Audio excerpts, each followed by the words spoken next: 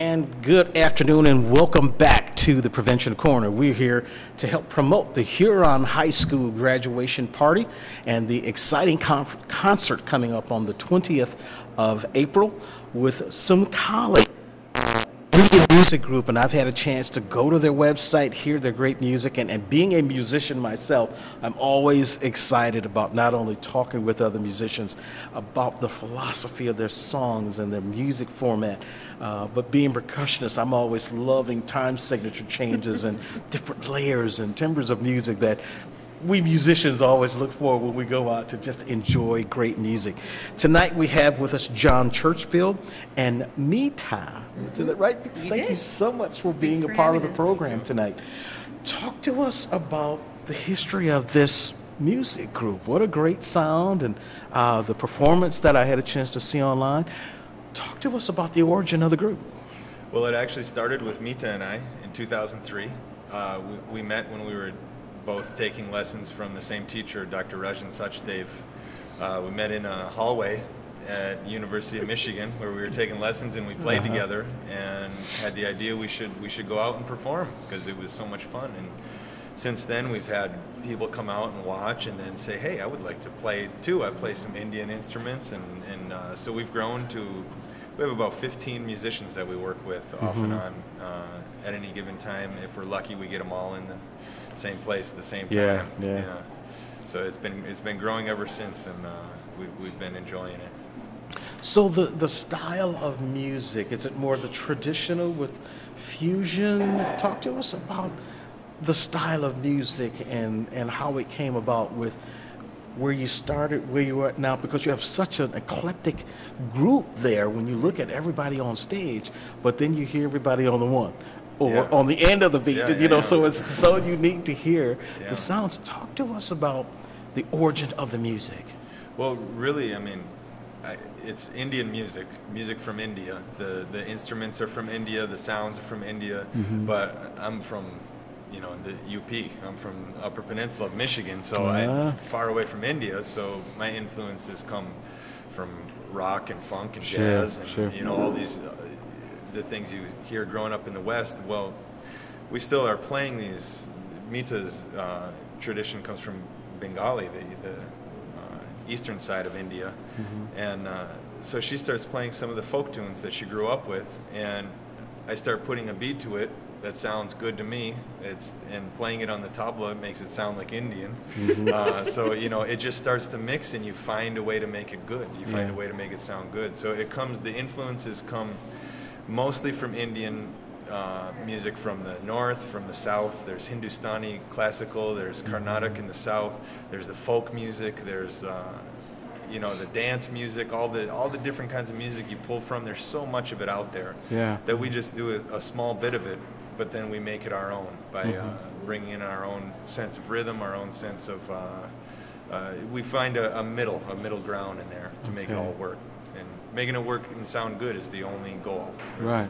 But I think the other thing is, like Indian classical music, its roots, a lot of it is very much about improv. So a lot like jazz, you have a straight melody that starts, but then people start making improv and start changing it. So it's interesting because, it might be, oh wow, that was really great, let's try that again, but when we try it again, it's something totally different that we play, because all of a sudden you're like, oh, I really like that note, I'm going to add that in this time. Oh, I really like that beat sounded great at one, let's try it at a different place too. So that's kind of the beauty with Indian classical music, both from Carnatic as well as Hindustani, is that you have a lot of improvisation going on, and so you might start with the same melody. So there's definitely similar melodies in Carnatic music and Hindustani that we can be like, oh, I played this song. Those beats sound exactly like our song that sounds like this. And so then we take that, and it's great because we can mix and then go from there and go away from the tune, but then come back by the end. So the structure of the music, and I think a lot of the percussion I've studied over the years and played in various different styles, it's not your normal progression of 8 bars, 12 bars, 4 bars, a lot of the stuff that we play in disco and rock and everything that's straight ahead for pop music. This music is more layered, more tempered, alternate time signatures, even within the instruments. that are going on. Is that correct? Yeah, well, the rhythm is it's laid out fairly similar. There's most of what we play is actually 16 beats, so 4/4, 4 bars of 4, you know, which is laid out there pretty similar to Western jazz or something. But what the beauty of it and the complexity comes in that the rhythm is spoken. It's a language, so you learn how to speak the rhythm before you learn how to play the rhythm. And so what you're doing is speaking in phrases and sentences, and it's like rhythmic poetry over that 16-beat foundation. So that foundation is there, but there's just very eloquent moving away and in and out of the rhythm and the beat, which adds the complexity and the layers that people hear. You know, so you hear all that within when you study Indian music. Every Indian musician hears those rhythms, hears that language. Got it. And it becomes a part of the progression of creating songs, but also playing the various songs, traditional as well as ones being created. Yeah. Now, you play the hand drums. Yeah. And the instrument that you play, talk to us more about this, because when you see Indian musicians, they see the size, and it's not like your regular guitar or a violin. It's multiple strings, and are they tuned diachronic? How are they tuned? How are you tuned? Your instrument? So the instrument I play is the sitar. So I know it looks really heavy, but it's actually a very fragile instrument. The bottom is actually made out of a pumpkin gourd. So they grow these gourds in India specifically just for the instrument, and then they attach a piece of teak to it. So unlike like a guitar or a violin that has, you know, a hole or F holes to resonate out, the hollowness of that gourd helps the instrument resonate out. And so there's about 20 strings on this instrument. 13 are sympathetic. So what that means is that the instrumentalist, or sitarist in this case, would tune those 13 strings to whatever piece they're playing. So depending on the scale, they change that. And then the top ones, there's about 7 strings right there. Now, because we have so many musicians in Sumakali, we all tune to C. So the main string gets turned to C, and then the second main string gets tuned up, I want to say F. And so everything's pretty much in C. So on the diatonic scale, then, in the key of C, then everybody can stay within those parameters to still branch off to solo or to supplement with a different progression that it just continues to layer. Right. Yeah. So how many other percussionists did I see in the tape? 3 hand drums, or? Yeah, it depends on when you saw it, because we have guest musicians come in all the time too, and sometimes we've had guest percussionists come in. There's 3 standard percussionists.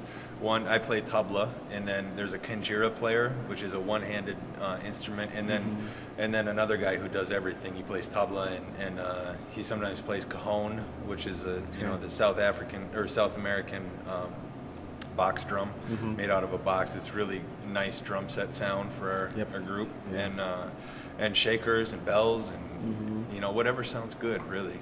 So yeah, 3 main percussionists, and then sometimes my teacher from India comes and sits with us and plays. So we have a couple tabla players. We're always open like that. Yeah. And how do you mic the stage? It's pretty complex, actually. And that's, you know, is every instrument mic'd, or is there a range where the microphones are set up to pick up everybody? You can do, I mean, there's different philosophies of miking the instruments. Sometimes when we play in small venues, we don't mic at all, and everything's acoustic, everything's quiet. The nature of all the instruments basically are quiet instruments. But then we start getting electric bass in there, and electric bass can overblow everybody. But so we've over the years we've developed pretty particular needs in miking and getting the mics really close and fine tuning the sound. It's been an important part of our sound and our live performances. Getting our. Because I can imagine with the timbre, everybody's watching those dynamics. You know, coming in and out of various attacks as you begin the song. You get to the begin at the crescendo going up, and then you're preparing for your, as we used to call it in rock, the big blowout ending, and then coming back down, and then it's peeled off, as I like to tell the guys. Let's peel off the layers to get back down to just the basic foundation of the groove. And those same type of things also play into that same format there. Yeah, and when you think about the drumming, the difference in playing a drum set, you have a stick that's this long, and you're hitting it with so much velocity and momentum. Compared to a tabla, you're hitting with your finger, one finger, without moving your hand. So it's only your finger. So, you know, hitting with something this big that's all padded compared to a stick, the volume is much lower. Yeah. So when you peel off the layers, I've played with drum set players before, and if they don't know what tabla is, then it's always too loud. Yeah, so yeah, the sound is extremely complex, but it's like a fine wine. You have to really listen in to hear it. Yeah. And that's the great part about watching your group perform. Everybody's listening. Everybody's in tune to the dynamic of the song.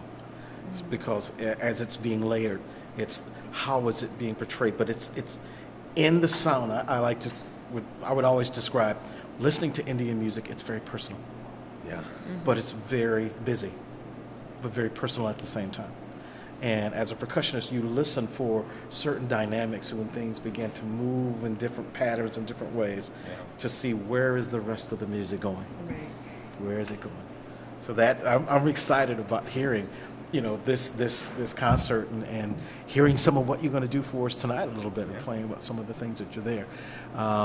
So we're going to close here in just a minute with this segment, and we're going to give an opportunity for John and for Meeta to get their instruments, and we're going to hear them perform some of their music. But this is really exciting that you guys have brought this to our students at Huron High School and our families so that they can not only enjoy the cultural experience of the music, but also enjoy the dynamics of what the music is. This is why I always enjoy telling musicians, come out to hear other musicians. You know, we all learn from each other with the things that we do. So on behalf of a Huron High School graduating parent, thank you. And to the committee and to everybody who's been involved with helping to plan this event on April 20th at 7 p.m. at the Myers Auditorium at Huron High School. We look forward to having everyone come out and enjoy this great music, but also get a chance to meet the artists, meet the parents, as well as our students who we're looking forward to having a great and bright future. We're going to wrap up here, and we'll come right back, and you're going to hear some music. We'll be right back. Thank you so much. We're going to perform a Bengali folk piece called Batiali.